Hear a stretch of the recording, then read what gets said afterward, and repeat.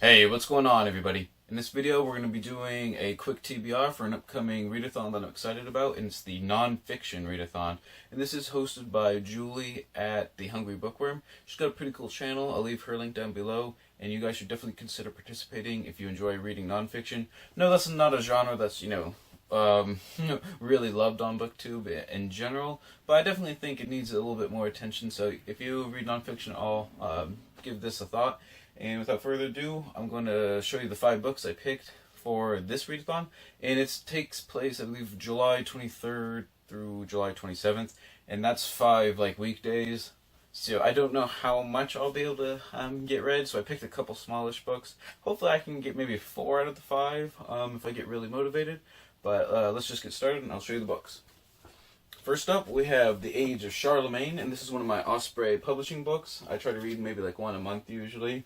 And this one's The Age of Charlemagne, and it's by David Nicol, and it's illustrated by Angus McBride, and he's a pretty famous one of the famous illustrators. And as you can see, it's got really cool, accurate illustrations. I know I say that pretty much every time I do these Osprey books, but that's one of their big, huge selling points is all the information is very specific, and all the illustrations and images and things of that nature are very specific as well, but they're also absolutely accurate to the best of our knowledge.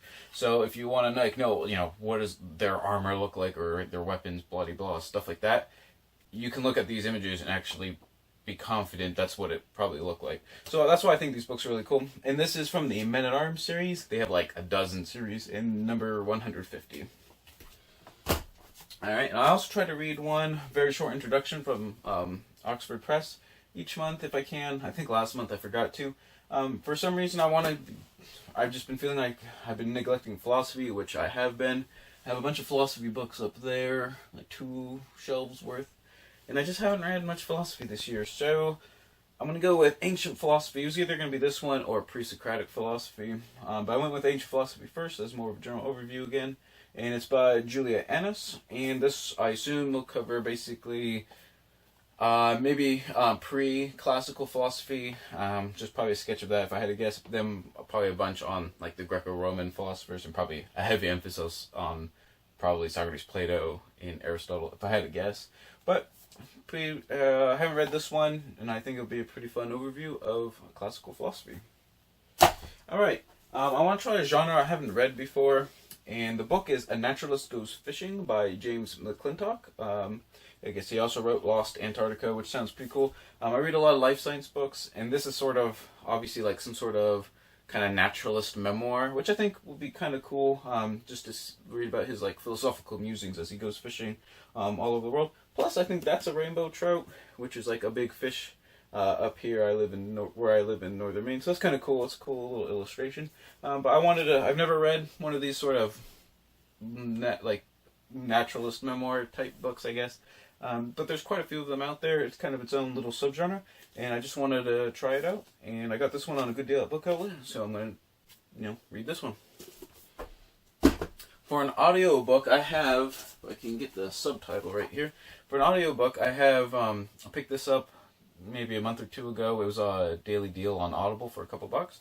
And it's Deep, Freediving, Renegade Science, and What the Ocean Tells Us About Ourselves by James Nestor. I've never really gone scuba diving or free diving. Obviously, where I live, the ocean is it's pretty far away, but it's still very cold, even in summertime.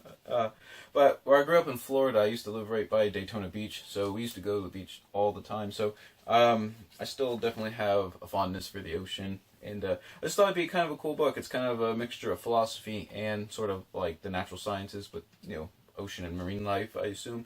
So that'd be kind of cool. So that's going to be an audiobook I'm going to try and listen to during those 5 days as well. And lastly, if I have time, which there's a good chance I might not, went just with the theme of life sciences for a bunch of the books. I went with What the Dog Knows, Scent Science and the Amazing Ways Dogs Perceive the World by Kat Warren. And this is a book obviously about, I'm pretty sure it's basically about working dogs, and basically all the science of how they are able to use their sense of smell to do all the tasks that they do on a daily basis. you know, whether that's finding drugs or bombs or, you know, dead bodies from like the Civil War and stuff like that. Like I know like the the Donner Party incident, they used tracking smelling dogs as well, just to find, like, you know, where the dead bodies were, you know, 150 plus years ago. So yeah, I thought it'd be kind of a cool book. I love dogs. I love animals, as you guys probably know by now if you follow the channel. Plus, it's got a black dog on the cover, and my dog Daisy. If you saw the last video, I had a little cameo of her. But yeah, Daisy's kind of camera shy, so I'm not going to bother her this time. But yeah, I'm probably going to read lots of books on dogs with my life science books too. Just thought this might be kind of an interesting one. Hopefully I can at least start this one. Might not be able to finish it. This one is pretty long for like well, I guess it's only like 300-ish pages, but you know, it's got a cool cover, good topic, so I picked that one. And so there you guys have it. Those are the 5 books I'm going to try and read during the Nonfiction Readathon. I need to at least get through the first 4, and hopefully I can at least start the What the Dog Knows. If I don't, that's okay too, but those are the 5 I'm going to try and read, and I'm just really excited someone started a nonfiction readathon. And also, this one doesn't have any like specific challenges or requirements, I guess. It's basically just try to read as much non-fiction as you can.